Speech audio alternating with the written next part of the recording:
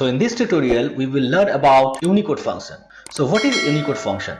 UNICODE function returns UNICODE for the UNICharacter. It is just opposite of UNICharacter function. In UNICharacter function, we give the UNICODE and it returns a character. And here we will get a UNICODE when we enter a UNICharacter. And it is also same as the code function. As we have learned in the code function, when we enter any character in the code function, then it returns the code for that character.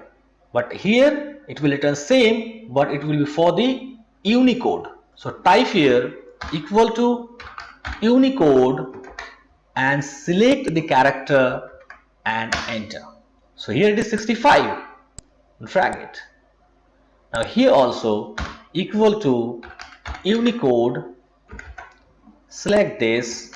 You can see it is same as code function, but the difference is that in code function it will return after 255 and here it is beyond that, because in unique character code set it has more than 1,40,000 characters.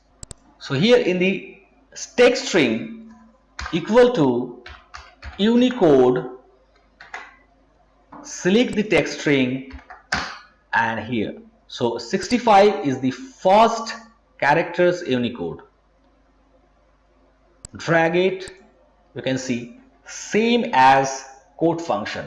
But if we enter any character that is beyond 255, then it will return error value.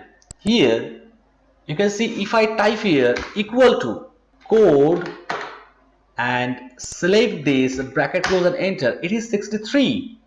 So it returns this way. So you can see all is 63 because this character is for UNICharacter, because in character equal to character for 63 we have question mark.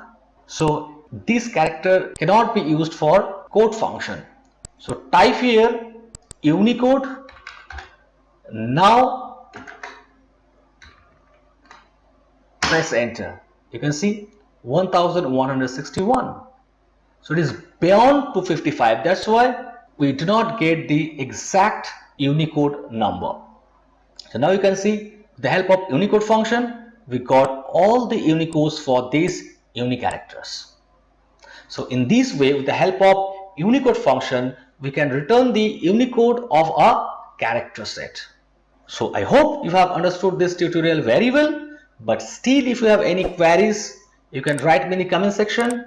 I will surely solve your problem. So if you like this video, please hit the like button and share it with your friends. And do not forget to subscribe our channel so that you don't miss any updates and notification when we upload new Excel videos. Thanks for watching the video till the end. See you soon in the next tutorial.